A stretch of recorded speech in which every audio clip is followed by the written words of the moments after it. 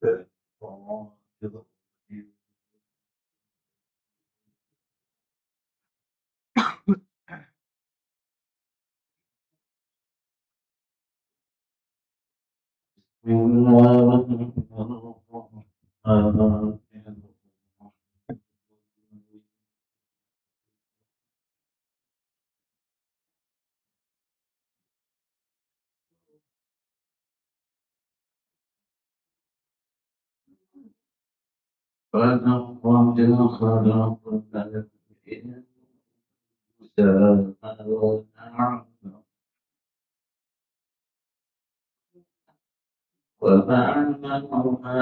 جموز به نفسه ونحن أقرب إليه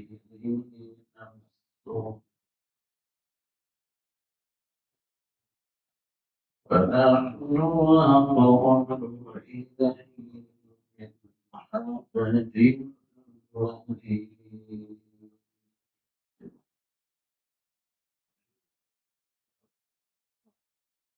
إذ يتلقى المتلقيان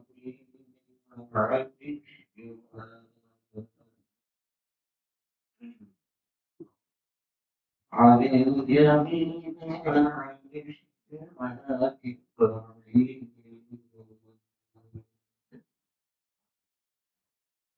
لا يلفظ من قول إلا لديه رقيب عتيد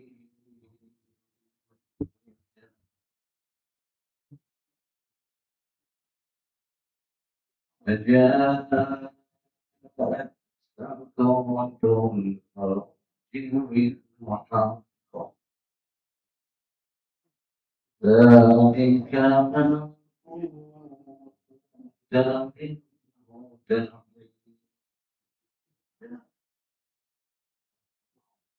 فنفخ في الصور ذلك يوم الوعيد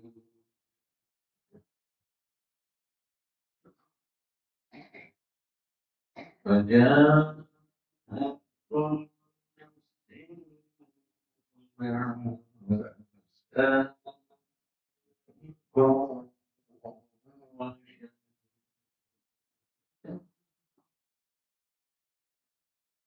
لقد كنت في غفلة من هذا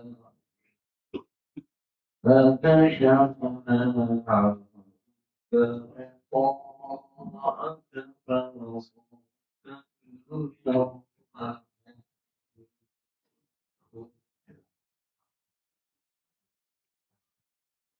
وقال قريب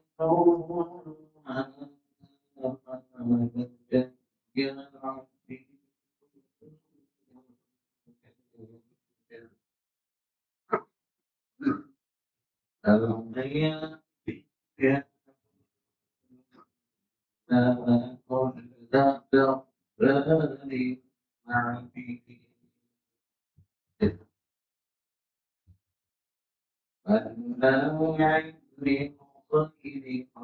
غير معتد صدق الله العظيم.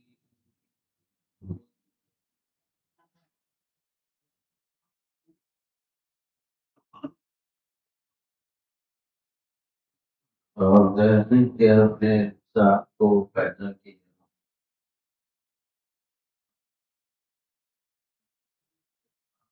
جو خیالات انسان کے دل میں گزرتے ہیں اس کو بھی ہم اچھی طرح جانتے ہیں.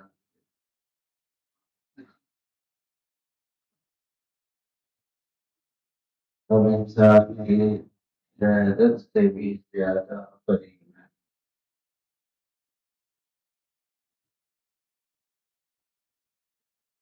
جب انسان کوئی کام کرتا ہے تو دو لکھنے والے فرشتے دائیں بائیں بیٹھے لکھ لیتے ہیں. کوئی بھی بات اس کی زبان پر آتی ہے تو فرشتے اس کے نگہبان ہیں. اور نوٹ کرنے کے لیے تیار.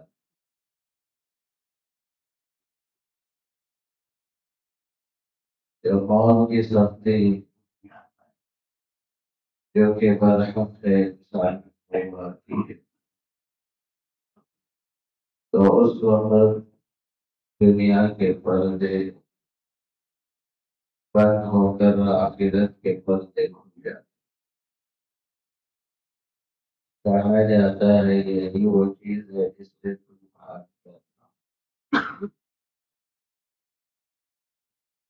اور رسول جب بھوکا جائے گا یہی وعید کا دن ہوگا. ہر شخص اللہ کے سامنے آئے گا کہ اس کے ساتھ ایک چلانے والا ہوگا اور ایک گواہی دینے والا ہوگا. اور کہا جائے گا کہ تم آج کے دن سے غفلت میں تھے، ہم نے تمہارے پردے کو اٹھا دیا.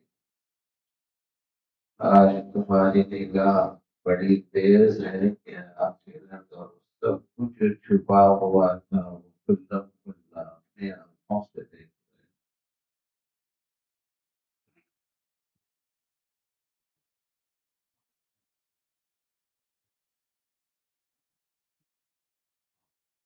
سورہ قاف کے دوسرے رکوع میں اللہ تعالیٰ نے آنے والی عالم آخرت کی طرف اشارہ فرمایا. ہر انسان کو اپنی کی ہوئی محنت کا ثمرہ ملنا ہے. اچھا کیا ہوگا تو اس کا بھی بدلہ ملے گا، برا کیا ہوگا تو بھی اس کی سزا بھی ملے گی. تو دنیا کمائی کی جگہ ہے، آخرت کمائی کا پھل حاصل کرنے کی جگہ. جو شخص دنیا میں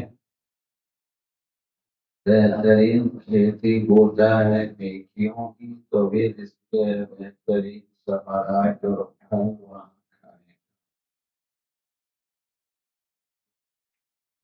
تو آخرت سے غافل ہو کر دنیا ہی کو اپنا مقصد بنا کر اس کے پیچھے بھاگتا ہے تو آخرت میں اللہ کے یہاں کوئی اس کو بدلا نہیں. اسی لیے فرمایا گیا من کان یرید حرث الآخرہ نزید لہ فی حرثہ. جو اپنی آخرت کی کھیتی کو بڑھاتا ہے اس کی فکر میں لگا رہتا ہے تو ہم بھی اس کو توفیق دیتے ہیں آخرت کی خوب کمائی. فمن كان يريد حرث الدنيا نؤتيه منها.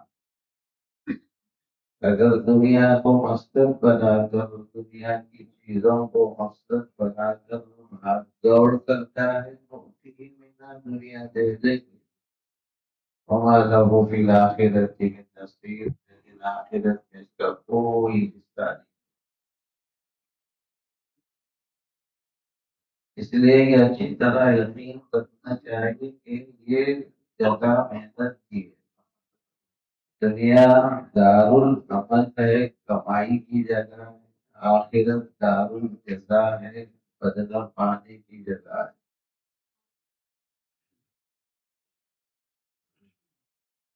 اس لیے ضرورت ہے کہ اس دنیا کی زندگی کو مختصر شمار کرتے ہوئے اپنی آخرت کی تیاری کی فکر. رسول اللہ صلی اللہ علیہ وسلم نے ارشاد فرمایا انما الدنیا خلقت لكم وانکم خلقتم للآخرة. دنیا تمہاری خدمت کے لیے بنائی گئی ہے اور تم کو آخرت کے لیے بنائی گئی. تو اس لیے دنیا کو خدمت اور ضرورت کی حد تک ہی اس کو رکھا جائے، اس سے اتنی محبت نہ ہو کہ اس کو جینا ہوتا ہے. اب آخرت کے لیے تیار کیے گئے ہیں تو آخرت کی فکر میں لگے. اس لیے اللہ تعالیٰ نے صاف فرمایا، صاف سمجھتا ہے میں آزاد ہوں، جو چاہوں کرو، جیسی چاہوں زندگی گزاروں، مجھے کوئی پوچھنے والا نہیں ہے، ایسا نہیں۔ انسان کا ہر عمل اللہ تبارک و تعالیٰ نے کارڈ بنا رہے ہیں، کیونکہ اللہ نے انسانوں کو بنایا ہے، اس کو حق ہے کہ وہ اس طرح جائے انسانوں کو اپنی گرفت میں رہے۔ اسی لیے فرمایا وَلَقَدْ خَلَقْنَا الْإِنسَانَ وَنَعْلَمُ مَا تُوَسْوِسُ بِهِ نَفْسُهُ۔ ہم نے انسان کو پیدا کیا اور اس کی رگ رگ سے ہم واقف، اس کی حرکتوں سے بھی ہم واقف،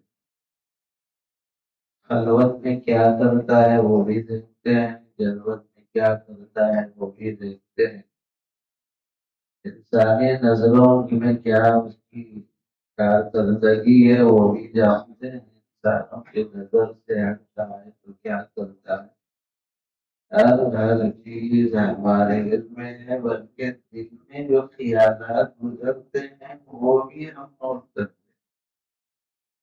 ان اللہ علیم بذات الصدور، دل کے اندر کیا چل رہا ہے، دل کے بھید اور راز کیا ہے، اللہ ہی جانتے ہیں۔ تو یہ اللہ تبارک و تعالیٰ سب کچھ حساب لینے والا، وہی تو معافی انفسکم اور تخفوہ یحاسبکم بہ اللہ، جو دل میں ہے ظاہر کرتے ہو وہ بھی اللہ جانتا ہے، بہت کچھ چھپاتے ہو وہ بھی اللہ حساب لینے والا۔ جب یہ آیت اتری تو حضرات صحابہ پریشان ہو گئے، حضور اکرم صلی اللہ علیہ وسلم کی خدمت میں عرض کرنے لگے یا رسول اللہ، ہم میں سے کون ایسا ہے جس کے دل میں کچھ خیال نہ گزرے؟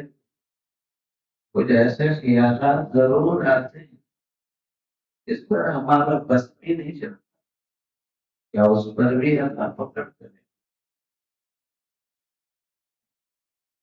تو حضور اکرم صلی اللہ علیہ وسلم کے پاس سوال کیا ہے، اللہ کے نبی نے سکوت اختیار کیا، قواعد نازل کی، لا یکلف اللہ نفسا الا وسعها، اللہ انسان کو اسی چیز کا مکلف بناتا ہے جس کی اس کے اندر وسعت اور طاقت۔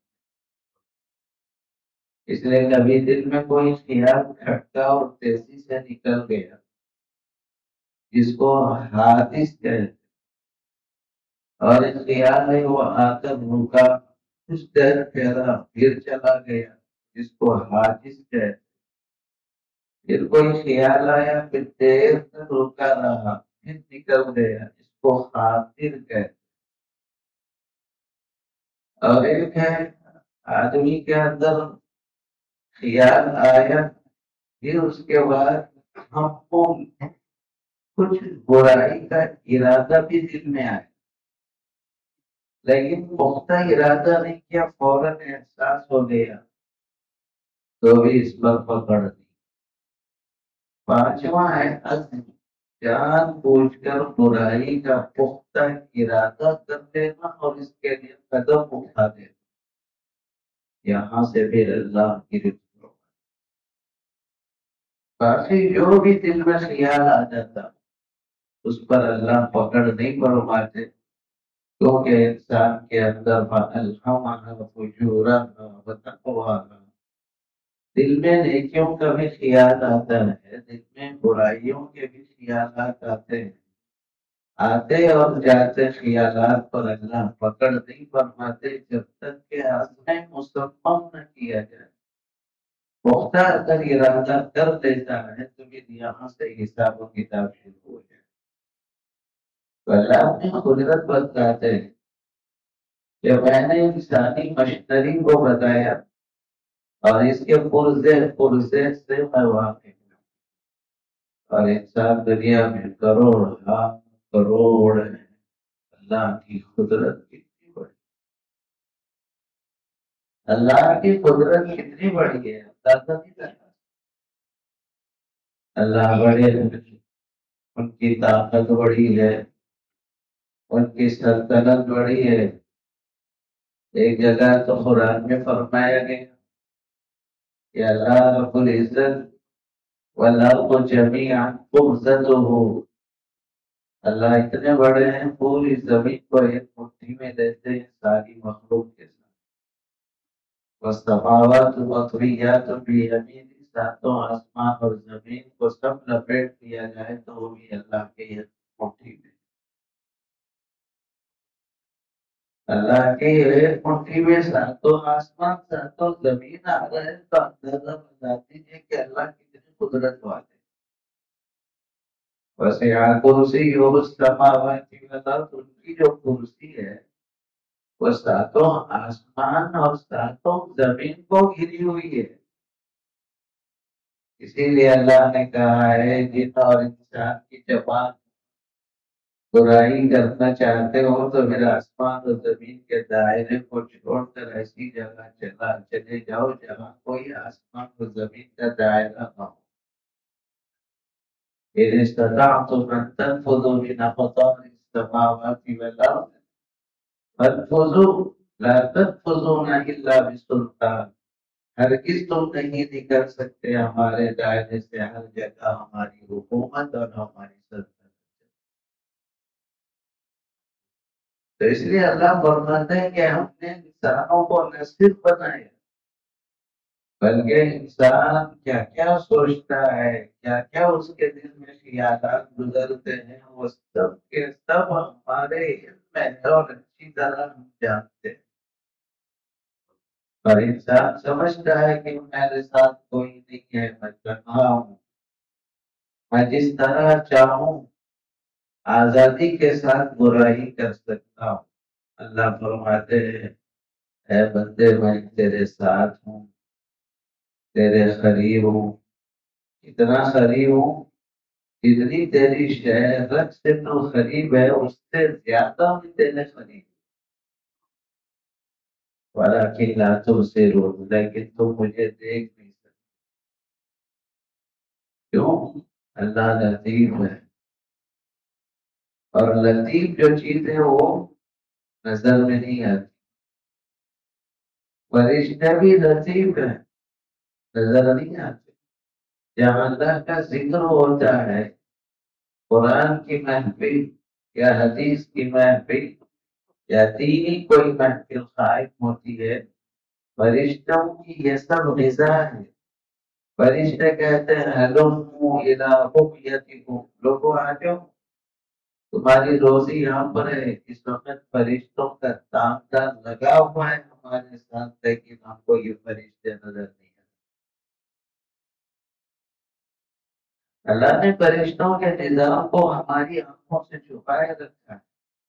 الذین یؤمنون بالغیب، ایمان نام ہے بغیر دیکھے مان لینے کا، جہاں اللہ کو ماننا ہے، اللہ کی قدرت کو ماننا ہے، وہی اللہ کے بنائے ہوئے فرشتوں کے نظام اور فرشتوں کے سسٹم کو بھی ماننا ضروری ہے۔ اسی لیے ایمانیات میں کہا جاتا ہے آمنت باللہ، ایمان لایا میں اللہ کی ذات پر بھی، ان کی صفات پر بھی، وملائکتہ، اللہ کا جو نظام فرشتوں پر چل رہا ہے وہ سارے سسٹم پر میں ایمان لاتا ہوں۔ ایک بہت بڑی دنیا ہے فرشتوں کی، اب کتنے فرشتے ہیں آپ اندازہ نہیں لگا سکتے۔ انسان دنیا میں جتنے ہیں اس سے کئی گنا فرشتوں کی فوج، فرشتوں کی طاقت ہے۔ آپ کو اندازہ لگائیں گے بیت اللہ کے بالکل سیدھ میں اللہ نے اوپر بیت المعمور بنایا ہے، اور بیت المعمور یہ بھی قبلہ ہے فرشتوں کا، یہ بھی قبلہ ہے فرشتوں کا، بلکہ یہ بیت المعمور آسمانوں پر اللہ تعالیٰ نے ان لوگوں کا بھی قبلہ بنایا ہے جو اوپر ہوتے ہیں۔ اگر کوئی فلیٹ میں نماز پڑھ رہا ہے تو وہ تو زمین پر قبلہ ہے، الٹا لٹک کر نہیں پڑھنا ہے نماز نماز تو اپنی حالت میں پڑھے گا، لیکن اس کا جو قبلہ ہے بیت المعمور، اس کا جو قبلہ ہے بیت المعمور، بیت المعمور اور بیت اللہ دونوں ایک چیز میں اس طرح ہے۔ اگر بیت المعمور سے کوئی دادا لٹکا دیا جائے اور نیچے چھوڑ دیا جائے تو وہ بیت اللہ کی چھت پر گرے، اتنی برابری ہے۔ تو فرشتے اتنے بڑے ہیں، اتنے بڑے ہیں، روایتوں میں آتا ہے جبریل امین اتنا اللہ کا بڑا فرشتہ ہے، اور وہ اس زمین پر کھڑا ہو جائے اور تو اس کا سر آسمانوں کو لگے گا۔ 600 پر جبریل کے، اگر جبریل وہ 600 پروں کو کھول دے تو سارا مشرق اور مغرب بھر جائے۔ میکائیل اللہ کا اتنا بڑا فرشتہ ہے، روئے زمین کے تمام دریا، تمام سمندروں کا پانی اور تمام تالابوں کا پانی اور تمام چشموں کا پانی، تمام کنووں کا پانی، تمام جو ہے نہروں کا پانی اٹھا کر صرف ان کے پیٹ پر رکھ دیا جائے، ایک خطرہ بھی زمین پر نہیں گرے۔ جب میکائیل اتنا بڑا فرشتہ ہے، جبریل اتنا بڑا فرشتہ ہے، تو اللہ اتنے بڑے ہیں، ان کی قدرت کتنی بڑی ہے، اندازہ نہیں لگایا جا سکتا۔ اسی لیے اعلان ہے اللہ اکبر، اللہ اکبر۔ اللہ بڑے نہیں، اللہ اکبر، اللہ سب سے بڑے ہیں، ان سے کوئی بڑا ہے نہیں۔ ساتوں آسمان ساتوں زمین کو جن کی کرسی نے گھیر لیا ہو، پھر وہ اللہ کتنے بڑے ہو، وہ اللہ کس قدر قدرت والے ہوں۔ اسی لیے صاف فرمایا گیا کہ فرشتوں کے نظام پر ایمان لانا بھی ضروری ہے۔ اسی لیے اللہ تعالیٰ ارشاد فرماتے ہیں اِذْ يَتَلَقَّى الْمُتَلَقِّيَانِ عَنِ الْيَمِينِ وَعَنِ الشِّمَالِ قَعِيدٌ۔ انسان کے دائیں بھی ایک فرشتہ ہے، بائیں بھی ایک فرشتہ ہے، جس کو کرامن کاتبین کہا جاتا ہے۔ وہ سب نوٹ کر رہے ہیں، خیر کرے گا تو بھی لکھا جا رہا ہے، برا کرے گا تو بھی لکھا جا رہا ہے۔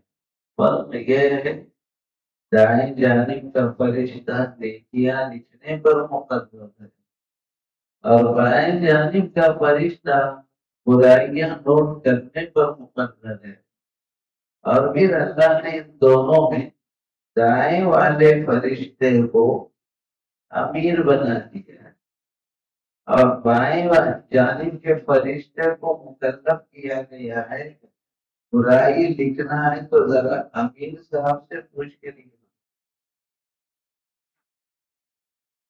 جیسا ہی بندہ برائی کرتا ہے تو اب مجھے پوچھتا ہے فرشتہ کہ اس کی برائی دیکھو، تو امیر صاحب کہتے ہیں ذرا ٹھہرو، ہو سکتا ہے استغفار کرتے، ہو سکتا ہے اللہ کو یاد کرے، دل میں خوف پیدا ہو۔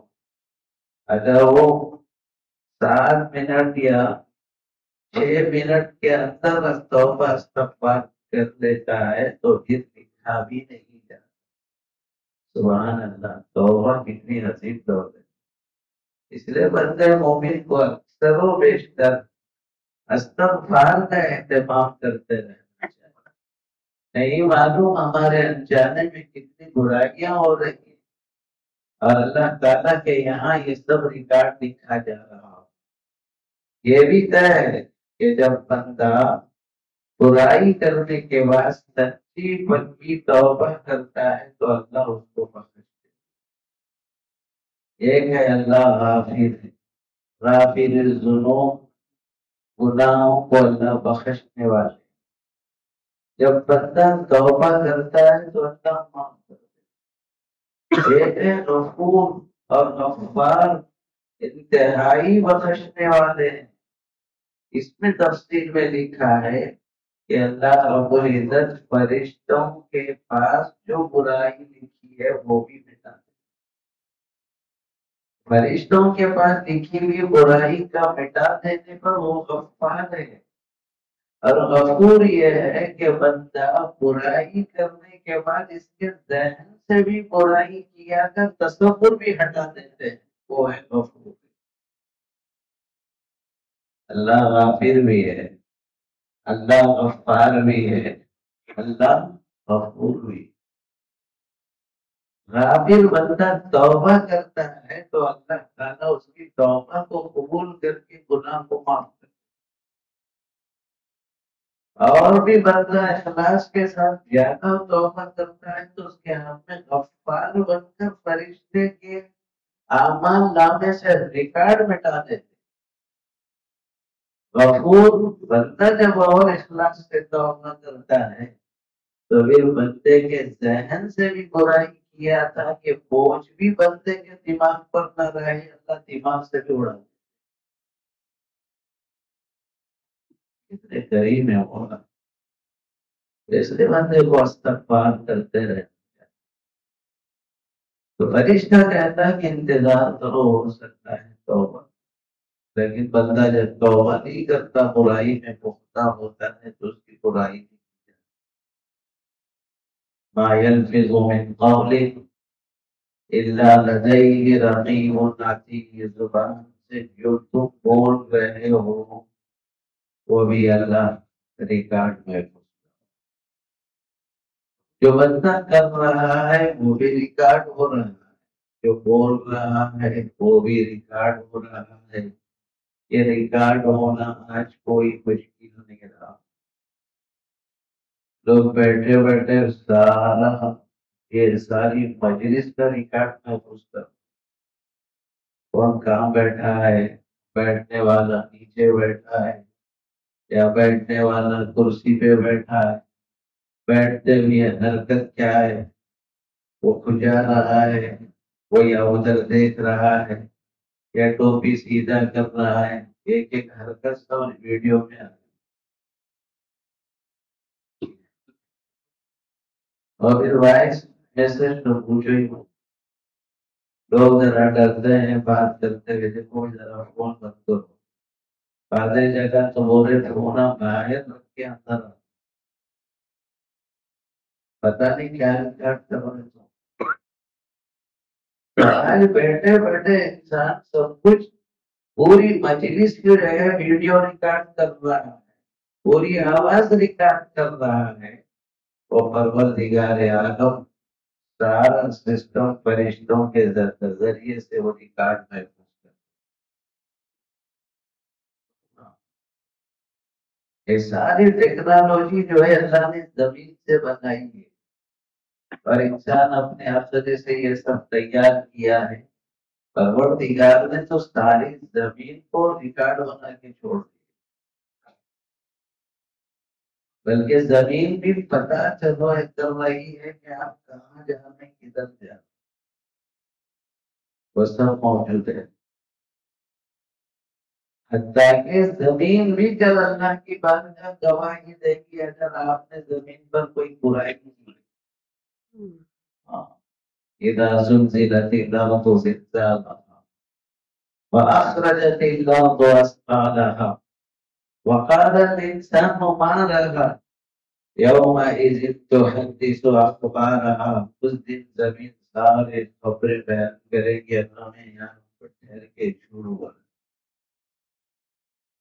یہاں ٹھہر کے رشوت دیا تھا، یہاں ٹھہر کر بدکاری کیا، یہاں بیٹھ کر چغلی کیا تھا. زمین بھی ریکارڈ محفوظ کر رہی ہے. جب زمین بھی اپنا ریکارڈ کھول کر بیان کرے گی وقال الانسان ما لها، کہے گا انسان اس کو کیا ہو گیا، سارا ریکارڈ میری آواز ہے، میں ہی جھوٹ بول رہا تھا. بالکل جملہ بجملہ زمین نے ریکارڈ محفوظ کیا. پوری سرزمین کو اللہ نے ہمارے حق میں ریکارڈ بنا کر چھوڑ دی. تو اس لیے اللہ فرماتے ہیں ہمارے اس سسٹم پر ایمان لانا ضروری ہے. اذ يتلقى المتلقيان عن اليمين وعن الشمال قعيد ما يلفظ من قول الا لديه رقيب عتيد. تیار بیٹھا ہوا ہے فرشتہ، کیا بول رہے ہیں تمہاری بول بولی. اس لیے زبان سے آدمی بولنے سے پہلے سوچے یہ بات درست ہے یا درست نہیں ہے، یہ بات سچ ہے یہ بات سچ نہیں ہے، یہ بات کسی کے حق میں غیبت تو نہیں، کسی کی چغلی تو نہیں. بولنے سے پہلے میزان پر تولو، اچھی طرح تولو، پھر بعد میں بولو. اچھی بات تم سوچو اور میزان پر تولو پھر بولو. اس کی عادت ڈالنا چاہیے. جو لوگ زیادہ بولتے ہیں وہ خطرے میں، جو خاموش رہتے ہیں وہ خطرے سے باہر. من سکت سلم ومن سلم نجا. جو خاموش رہا سلامتی پایا، جس نے سلامتی پائی اس کو جہنم سے نجات. ایک اور حدیث میں حضور اکرم صلی اللہ علیہ وسلم نے ارشاد فرمایا من كان يؤمن بالله واليوم الآخر فليقل خيرا أو ليصمت. جو شخص اللہ پر یوم آخرت پر ایمان رکھتا ہے چاہیے کہ وہ بھلی بات کہے، اچھی بات کہے، ورنہ تو خاموش. بھلی بات کہے ورنہ تو خاموش رہے. اور جو خاموش رہا وہ سلامتی پایا، جو سلامتی پایا وہ نجات. اسی لیے بعض اللہ والوں نے اس پر پابندی لگا دی ہے کہ بنا ضرورت مت بولو. امام غزالی رحمت اللہ نے لکھا ہے جو لوگ کم بولتے ہیں ان کا دماغ، ان کی سوچ بہت تیز ہو جاتی ہے، اور جو خاموش زیادہ رہتے ہیں اللہ ان کے دلوں اور دماغ پر حکمت کی باتیں جاری کرتے ہیں، حکمت کی باتیں جاری. اسی لیے حضرت مولانا شیخ العزیز زکریا صاحب رحمۃ اللہ علیہ کے یہاں بہت سے لوگ اعتکاف میں جاتے تھے تو پابند اسی بات کا کیا جاتا تھا کہ بلا ضرورت نہیں بولے. کوئی شخص بلا ضرورت بولتا تو اس کو الٹی میں دیا جاتا، 2 مرتبہ، تیسری مرتبہ اس کو داخلہ خارج کر گیٹ آؤٹ، آپ یہاں رہنے کے قابل. ایسے اللہ والوں کی صحبت میں بہت کچھ ملتا ہے. خیر، تربیت، تزکیہ نفوس، دل کی گندگی، دل کو گندگیوں سے پاک کرنا کہ اللہ والوں کی صحبت میں تصدیق ہوتی. جو لوگ خام بولنے کے عادی ہیں، لوگ نہیں ملتے تو سونا گھر کر کے جا کے ان کے پاس مجلس جما کے بولتے یہ غلط بات ہے. بلا ضرورت بولنے سے اپنے کو بچاؤ، جبکہ ایک ایک لفظ، ایک ایک جملہ ہمارا نوٹ ہو رہا ہے. اور حدیث میں حضور اکرم صلی اللہ علیہ وسلم نے ارشاد فرمایا جب زبان چلتی ہے تو اس کی مثال درختی کی طرح. جیسے ایک کاشتکار جب کھیتی کو صاف کرنے کے لیے ایک درختی چلاتا ہے تو بھلی ہو بری ہو کام کی ہو کام کے نہ ہو سب پر اس کی درختی چلتی ہے. ایسا ہی انسان کا حال ہے جب بولنے پر آتا ہے تو کیا بولنا ہے کیا نہیں بولنا ہے. جو نہیں بولنا چاہیے وہ بھی بولنا شروع کرتا ہے. غیبت بھی ہے، چغلی بھی ہے، جھوٹ بھی ہے، یہ سب اس کے اندر ملاوٹ میں غیبت بھی لکھی جا رہی ہے، جھوٹ بھی لکھا جا رہا ہے، چوری بھی لکھی جا رہی ہے، باتیں مرتبہ گالی گلوچ زبان پر ایسی نکل جاتی ہے جس کی وجہ سے دونوں گروہوں میں لڑائی پھیل جاتی ہے۔ اسی لیے بہت سے فتنے زبان کی وجہ سے، زبان ٹھیک نہیں ہونے کی وجہ سے بہت سے جھگڑے، کتنے لوگ کہتے ہیں کہ صاحب یہ آدمی صحیح نہیں، اس کی زبان ہی صحیح، زبان کھولتے ہی گالی سے بسم اللہ شروع ہوتی ہے۔ ایسے کئی لوگ ہیں، ویسے لوگ سوچیں کتنی ہم آخرت کی تباہی کر رہے ہیں، کتنے ہم برائیوں کو اللہ کے بارگاہ میں اس کا خزانہ تیار کر۔ اسی لیے رسول اللہ صلی اللہ علیہ وسلم نے حضرت صحابہ کو خاموش زیادہ رہنے کی تعلیم دیتے، خاموش رہو، یہ بھی عبادت، یہ بھی عبادت، اور یہ اخلاق کا بہت بڑا حصہ ہے، اور جس کے اخلاق بہتر سے بہتر ہوتے ہیں اس کا عمل نامہ بہتر سے بہتر تیار ہوتا ہے۔ اس لیے بھائیوں، قرآن صاحب کہتا ہے ما یلفظ من قول الا لدیہ رقیب، زبان کو کنٹرول کے رکھنے کا طریقہ یہی ہے کہ صبح سے شام تک کیا کیا بولا، کس سے بولا، بولنا تھا ٹھیک تھا یا نہیں تھا، ذرا جائزہ لیتے رہے۔ ورنہ ہوتا یہ ہے بھائیوں، ہم چند نیکیاں کرتے ہیں لیکن ایسی برائی جو زبان سے نکلتی ہے وہ ہمارے نیکیوں کو تباہ و برباد کر دیتی ہے۔ ایک آدمی صبح سے شام تک 15 نیکیاں کر لی، نمازیں 5 وقت کی پڑھ لیا، صبح میں ذکر کر لیا، تلاوت قرآن کر لی، لوگوں کے ساتھ بھلی بات کی، اور شام میں بھی ذکر کیا، اٹھتے بیٹھتے اللہ کو یاد کیا، لیکن جب دکان میں جا کر بیٹھا صبح سے شام تک گاہکوں سے 15 مرتبہ جھوٹ بول دیا، اور آسانی سے جھوٹ بول رہے، اور یہ 5-6 آدمیوں کی غیبت کر دیا، ایک 5-6 آدمیوں کی چغل خوری کر دیا، نماز بھی چل رہی، ذکر بھی چل رہا، تلاوت بھی چل رہی ہے، لیکن جب گرنے پر آئے تو نیکیاں صبح سے شام تک 15 ہیں، برائیاں 25 ہے۔ اب بھلا وہ فائدے میں ہے کہ نقصان میں؟ اللہ یہ آیت ہم کو احساس دلاتی ہے، آیت بھی تو من قول الا لدیہ رقیب عتید، اے بندے جو تو زبان سے نکال رہا ہے وہ سب فرشتہ نوٹ کر رہا ہے۔ ہاں، دنیا سے ہر انسان کو جانا ہے، جب دنیا سے جانا ہے تو موت کا سامنا بھی کرنا ہے،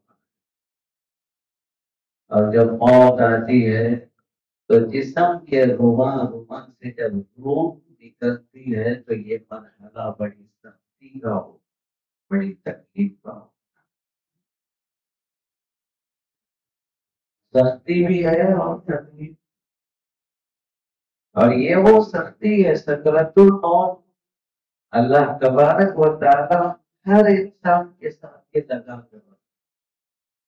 جو آدمی جتنا مضبوط ہوا والا ہوتا ہے اس کی روح قبض ہوتے ہوئے اتنی تکلیف ہوتی ہے۔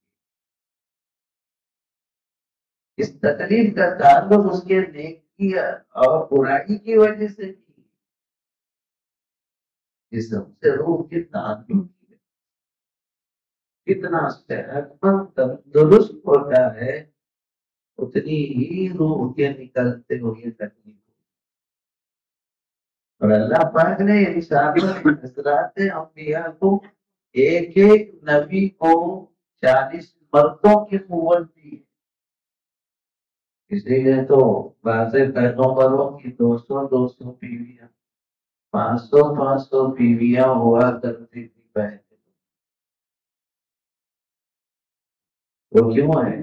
اس لیے ہے کہ اس پیغمبر کے اندر 40 مردوں کی طاقت ہوتی ہے. یہ مرد چار بیویوں کو سنبھال سکتا ہے تو 40 مردوں کی طاقت جس میں ہے تو وہ کتنے بیویوں کو نہیں سنبھال سکے. اور یہ بھی طے ہے جب روح قبض ہوتی ہے تو عام لوگوں سے بڑھ کر نبی کو بھی تکلیف ہوتی. اسی لیے اما جان حضرت عائشہ رضی اللہ عنہا فرماتی ہیں کوئی یہ ویسے ذکر کرتا کہ سب فلاں کی روح بہت آسانی سے نکل گئی اور بہت نیک تھا تو اس پر مجھے غصہ آتا ہے کیونکہ نیک ہونے پر آسانی سے روح نکلنے کا جہاں تک مسئلہ ہے آقا محمد رسول اللہ صلی اللہ علیہ وسلم سے بڑا کوئی نیک نہیں ہو سکتا. لیکن حضور اکرم صلی اللہ علیہ وسلم کی جب روح قبض ہو رہی تھی تو اما جان حضرت عائشہ فرماتی ہیں اللہ کے نبی علیہ السلام بے چینی میں کھانا تکلیف پڑ گئی. آپ پانی کا پیالہ منگاتے ہاتھ ڈالتے ہیں چہرے پر پوچھ لیتے کبھی ہاتھ ڈالتے ہیں سینے پر پوچھ لیتے. حضرت فاطمہ رضی اللہ عنہا دیکھ کر فرماتی ابا جان آپ کو سب تکلیف ہو رہی ہے. فرمانے لگے بیٹی فاطمہ اس کے بعد تیرے باپ کو کوئی تکلیف نہیں ہو. اس سکرات الموت کی تکلیف ہے بیٹا. واہ بتا واہ کربا آئے ابا جان کی تکلیف آئے ابا جان کی تکلیف. پانی لے رہے ہیں اس دوران رسول اللہ صلی اللہ علیہ وسلم ہے اس وقت جب روح قبض ہو رہی ہے ہاتھ اٹھایا اللہم الحقنی بالرفیق الاعلی اللہم الحقنی بالرفیق الاعلی. بس یہ کہتے کہتے حضور صلی اللہ علیہ وسلم کا جسم ٹھنڈا ہو گیا ہاتھ نیچے گر گئے روح قبض ہو. سکرۃ الموت سے کوئی بچ نہیں ہوا. اسی لیے دعا سکھائی اللہم اعنی علی سکرات الموت وغمرات الموت. مولا موت کے نشے کے موقع پر اس کی سختی سے ہماری حفاظت. پہلا مدد فرما دے اس وقت جب روح قبض ہونے کا مسئلہ. اللہ فرماتے وجاء سکرۃ الموت بالحق. آئے گا جب موت کا جھٹکا اور موت کی سختی ذالک ما کنت تحید انسان تو اس سے ڈرتا ہے ہاتھ درنا کہ میری روح نہ نکل جائے. آج اپنے آپ کو کتنا ہی بچانے کی کوشش کرے یا دنیا کا کوئی ڈاکٹر کوئی دوا نہیں دے سکتا اس کی روح کو روک کرے پورے. جیسا انسان کو موت آئے گی ویسے دنیا کو بھی موت آئے گی. دنیا کو بھی موت آئے گی. جب دنیا کو موت آئے گی تو اس وقت روح جب سور پھونکا جائے گا تو سارا آسمان اور زمین کا نظام تباہ ہو کر رہے گا. ادھر شمس کو وَإِذَا النُّجُومُ انْكَدَرَتْ وَإِذَا الْجِبَالُ سُيِّرَتْ. پہاڑ اور روئی کی طرح ادھر سے ادھر ہوتے پھریں گے زمین پر سب. جب وہ سور پھونکا جائے گا تو پھر ساری دنیا فنا ہو جائے گی. پھر دوبارہ سور پھونکا جائے گا ساری انسانیت کو اللہ کھا دے. ذالک یوم الوعید. ہاں یہ دن وعید کا ہوگا. اور جو قیامت برپا ہوگی دنیا میں کوئی بھی نیک آدمی نہیں رہے گا. قیامت کا دن پر رہے گی وہ اتنی سختی اور اتنی ہولناکی ہوگی جو ایمان والوں کو اللہ دنیا میں باقی نہیں رہیں گے. آخر زمانے میں ایک بھی مومن اللہ اللہ بولنے والا نہیں رہے گا، سمجھ لو دنیا کی جان نکل۔ اس کا مطلب یہ ہوا کل میں سے دنیا فائد، ایک مومن کے وجہ سے دنیا فائد، مومنین کے نمازوں اللہ کو یاد کرنے کی وجہ سے دنیا فائد۔ جب یہ ایمان والے ہو جائیں گے ساری دنیا کفر سے بھر جائے گی۔ مومن کا آخری مومن کا دنیا سے اڑ جانا کیا ہے؟ دنیا کی جان نکل جانا۔ تو ایک مومن کا مقام کتنا بڑا، ایک ایمان والے کی قیمت کتنی ہے اب اندازہ لگاؤ۔ پوری دنیا کی قیمت دراصل مومن ہے، مومن کا کلمہ۔ اسی لیے اس کلمے کو پڑھتے رہنا، لا الہ الا اللہ کثرت سے پڑھنا، استغفار کثرت سے کرنا، اللہ کی تسبیح کثرت سے جو ہے پڑھتے رہنا، اس سے بندے کے درجے بھی بڑھتے چلے جاتے ہیں۔ وجاءت كل نفس معها سائق وشهيد، جب سب کو کھڑا کر دیا جائے، محشر بقا ہوگا۔ آدمی اگر نیک ہے وسیق الذین اتقوا الی الجنۃ زمرا، نیکوکاروں کو جنت کی طرف لے جائے جائے۔ وسیق الذین کفروا الی جہنم زمرا، کافرین کو دھکے مار مار کر دوزخ کی طرف لے جائے جائے۔ وہاں شہید، اس کے ساتھ ایک فرشتہ ہوگا، آپ کا سارا ریکارڈ اس کے ہاتھ میں رہے گا۔ جیسا ہر آدمی کے پاس پہنچنے کے لیے کچھ نہ کچھ فائد دینا پڑتا ہے۔